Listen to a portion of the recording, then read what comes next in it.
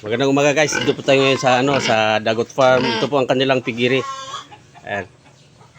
Kung mapapansin po natin is na pinaganda po nila talaga ang ang mga kulungan. Ito po ang hanay na to, ito po ang nila inahin. And guys, ang gaganda ng mga kulungan.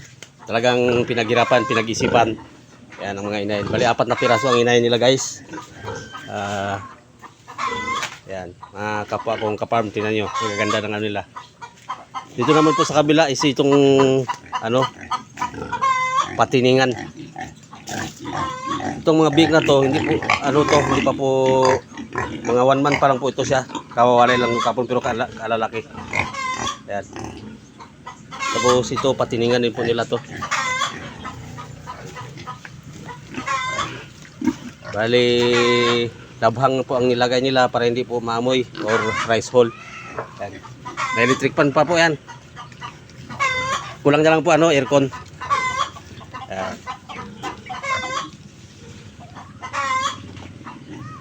Sa mga gustong bumili po ng bake, may available po silang bake dito. Yan guys. Binibenta po nila 4.5 ba? 4.5? 4.5? 5,000 Yan, 5,000 po ang isa. Sa gusto pong bumili ng bake dito po sa sa may Apurawan. Sa Apurawan na to. Apurawan, Burlan pa rin, di ba?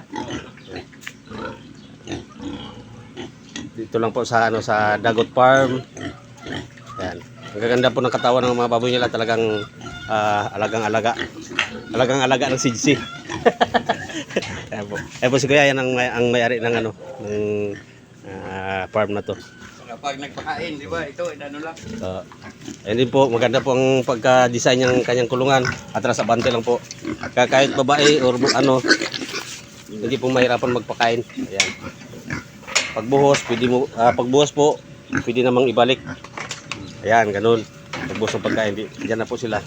Ayan po, ganyan lang po. Maraming salamat po sa kapwa kong farmers, mga pig lovers. Salamat po sa pag-support ng aking mga vlog. Maraming salamat and good morning po. Mabuhay po tayong lahat.